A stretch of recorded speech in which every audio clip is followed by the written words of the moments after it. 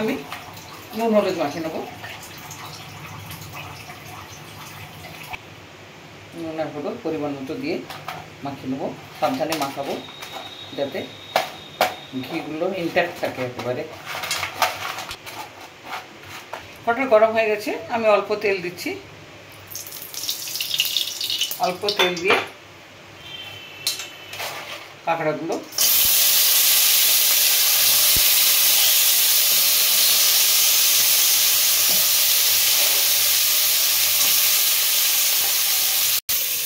ঢাকাটা দিয়ে দিলাম।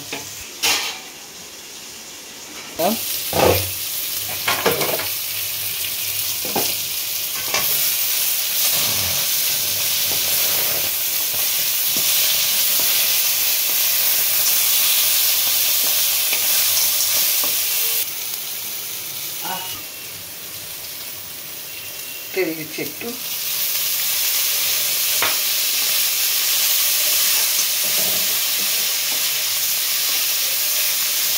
ঘিগুলো সব সেট হয়ে গেছে।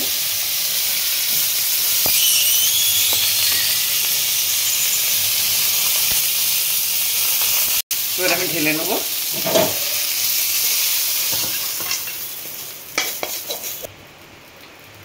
এবার আমি তেল দিচ্ছি।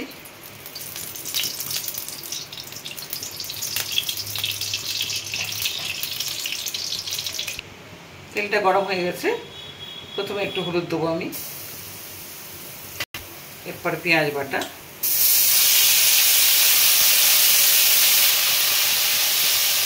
রসুন বাটা,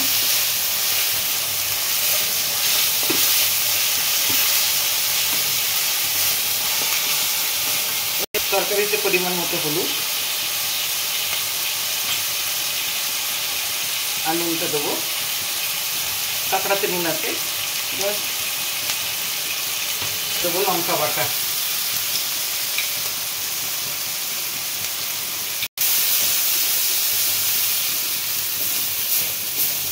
ধুয়ে জল দেবো।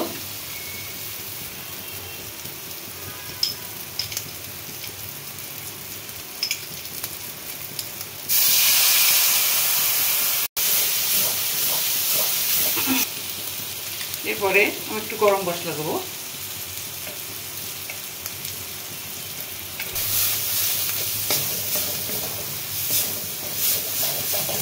মশলাটা আমার বেশিরভাগটি ভাজা হয়ে গেছে। এরপরে যেটা আমি দেবো সর্ষে বাটা।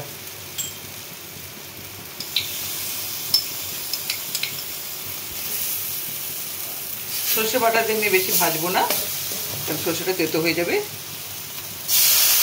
এবারে আমি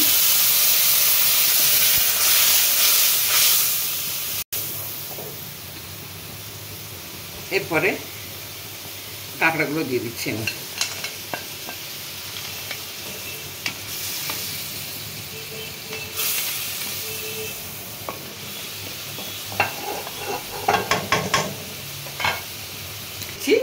দিয়ে গ্যাসের ফ্লেমটা কমিয়ে দিলাম, আস্তে আস্তে হবে। এবার উল্টে দেবো আমি কাঁকড়াটা।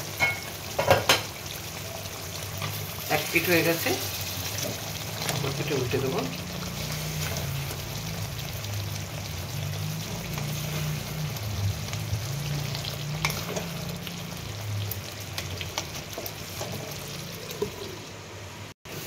ঢাকাটা খুললাম।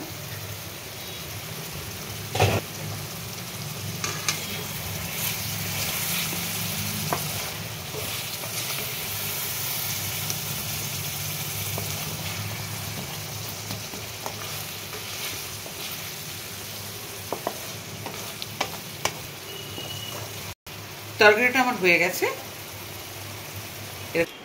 এবার তরকারিটা আমি ঢেলে নেবো।